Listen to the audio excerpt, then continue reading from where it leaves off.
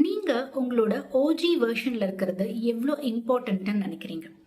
இப்போ எல்லாருமே ஒரு மாஸ்கோடவே தான் இருக்கும் மோஸ்ட்லி. ஒன்று மற்றவங்கள இம்ப்ரெஸ் பண்ணுறதுக்காக, இல்லைன்னா நம்மளை சேஃப்கார்ட் பண்ணுறதுக்காக.